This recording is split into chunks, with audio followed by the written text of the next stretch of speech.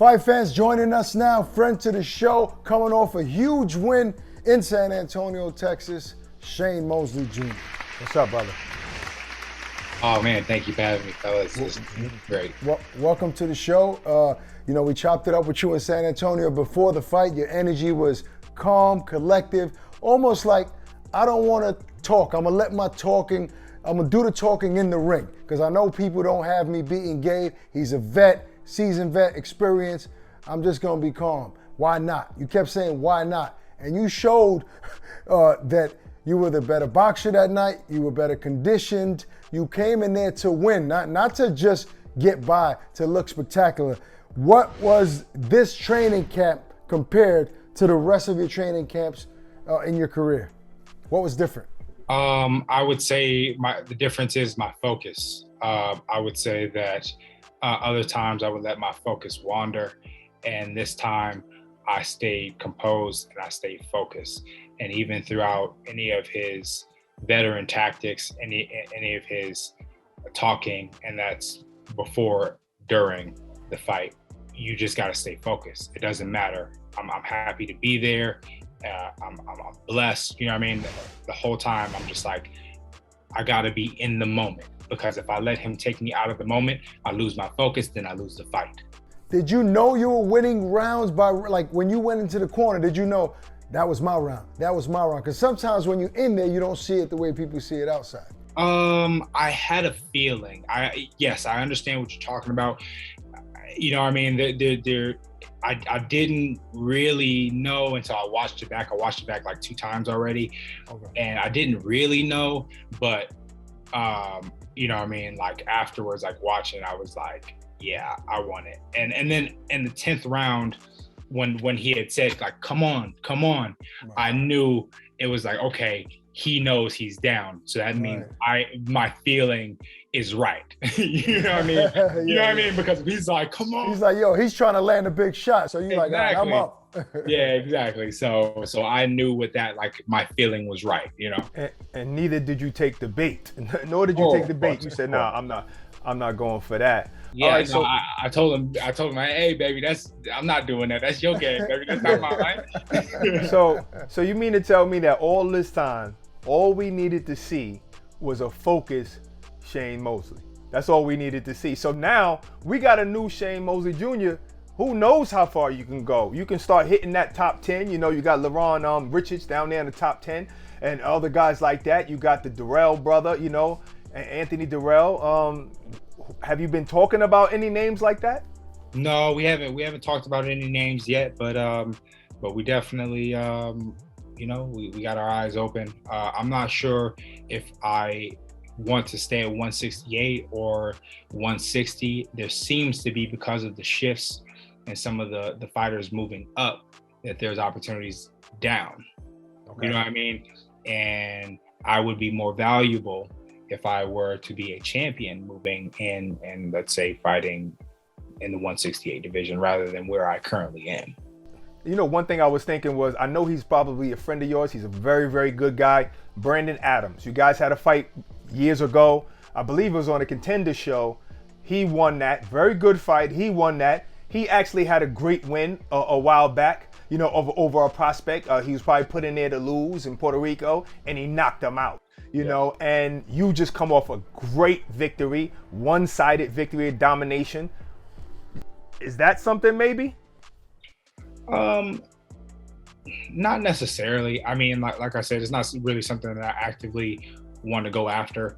He's at 154. I'm at 160, 168. It's not something that I really care to revisit. I'm moving past that.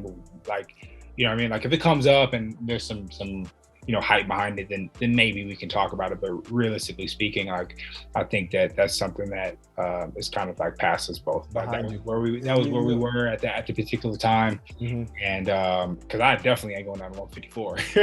I figured he could meet you at 160 because, you know, he fought at 160. Yeah, that is true. That is true.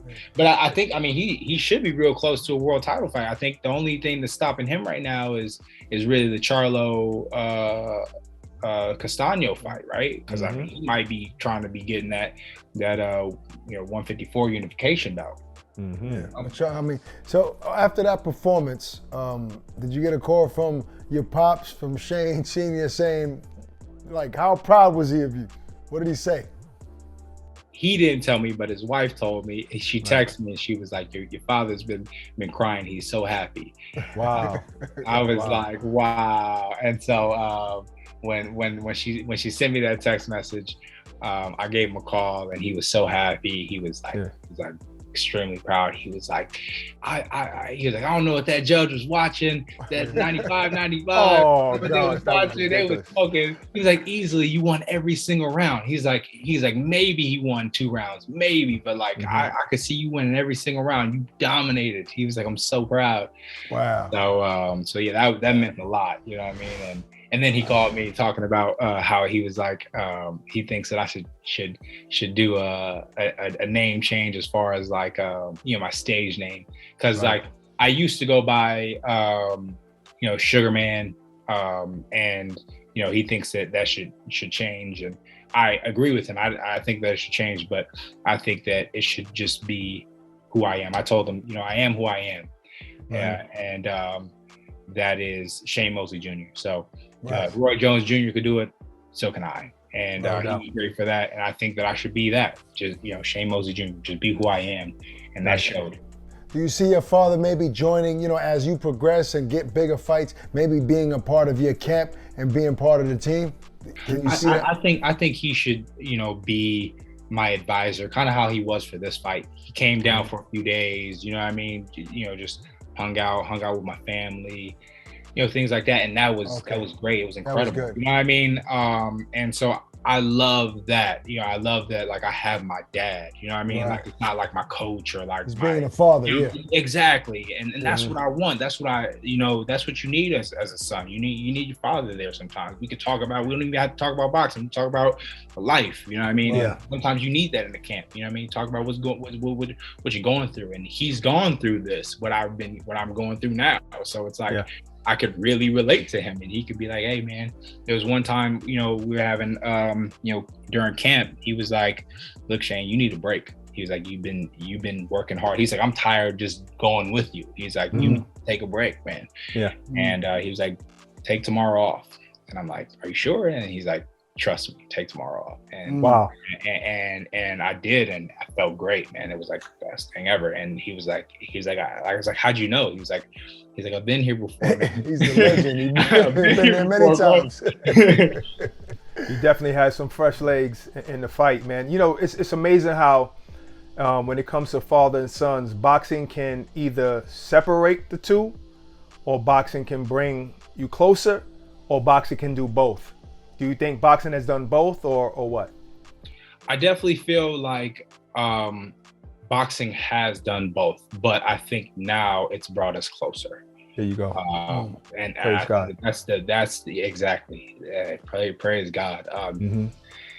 It's definitely brought us closer. At the end of the day, it's like, yes, you're doing well. You might even win a championship, but to not have your dad, it probably wouldn't be the same, Exactly. Absolutely. It wouldn't be the same. No, I mean, it just imagining that side of you winning a title, your pops being there in the ring with you, just basking in that glory, it would be a sight to see. Now, you, after getting past this win, it's sunken in, you celebrate it, you're gonna heal and get back in the gym. How soon do you want to be back in the ring? 4 to 6 months, I think, which should be a good amount of time. Yeah, I think. Yeah. So, I mean, do you have a name in mind, or are you just going to wait till you get to that point where you're back in the gym and you start getting some names thrown at you? Yeah, I think I'll wait till I get back into the gym and get some names thrown at me. I'm kind of swaying towards more, 60. What 60? Moving down to 160? Yeah, I'm kind of swaying more there. Like I said, there's opportunity there, right? You got Golovkin fighting Canelo if Canelo gets past Bivol, right? Which potentially can free that up. Potentially, I'm not saying that it will, but it can potentially free that up, because Triple G's 40 years old. Who knows how many more fights he has left? He's most likely going to move to 168 to fight Canelo. So that in turn could potentially free up those belts, right? Then Demetrius Andrade moved up, and we got Charlo talking about moving up. He talking about Benavidez, all these things, right? So those are a lot of belts and float. That's true. Smart man. Smart man. Yes, yes, so, sir. with that being said, it's like you stay at 168 where all these people are going to 168, where it's like cluttered, like a traffic jam. You know what I mean? Or go down. No doubt. That's very smart. Nice plan. Now listen, you kind of started late. I remember you when you were young on the 24/7s when your father was fighting and you was emulating your father and everything, and I seen Richardson was calling you the Spice and all of this stuff. God bless him. But so that means that because you started a little bit later, you go from different mindsets to maybe I'll take this seriously. Hey, maybe I got something here. Hey, you know what? I'm pretty good. When was that feeling, if you've even have it yet, where you know what? I could be a champ. Yeah, I mean, I definitely feel like I have that. I have that now. When did it first hit where you looked in the mirror and was like, nah, I'm going all the way? Definitely after the contender. Like after the contender, like I knew like this is for sure my path. This is what you want to do for sure. You know, and coming off of that, there was actually parts of me that was like, you know what? It probably was a good thing that I lost to Brandon, because if I would have came off that show, beat Brandon, and then fought Charlo, I don't know. You know what I mean? Like, I think I was too green for that championship. You know what I mean? Like, if I'm honest with myself, if I'm truly honest with myself, I wasn't where I am now. You know what I mean? I wasn't there. If I could be honest, I wasn't there. Right. I was definitely, I had something. I knew I had something. And a lot of people doubted me then. You know what I mean? They were like, oh, he ain't nothing. He's just living off his dad's name. And I knew I had something then, and I proved them wrong. But I don't know if I was then what I feel now. Right. You know, a good friend of mine the other day said Conor Benn is probably the best son of a legend that's currently fighting or period in boxing. Do you think you can continue winning and take that crown? You know what? Look, that I feel like is for everybody else. You know what I mean? Like that type of thing, that's not what I want to get. I want to be the best Shane Mosley Jr. He wants to be the best Conor Benn. Right? That's what we want to do. If we truly want to be great in this sport, we can't talk about being the best sons of legends. We got to talk about being the best versions of ourselves. Mm-hmm. And if y'all want to have that conversation and y'all want to put us up there, cool. So be it, right? So be it. So be it. Right. Just like I said, you know what I mean? You know, Gabe has said I wasn't on his level. I'm not going to, he's supposed to feel that way. I'm not going to try to argue with that. Like, all right, cool. I'm gonna let my actions do what they need to do, and you guys be the judge. Well, listen, you did that. You definitely let your actions spoke last Saturday. Congrats again on the win, Shane. Enjoy this victory. Looking forward to seeing you in the ring again soon. Thank you, sir. Take it easy, champ.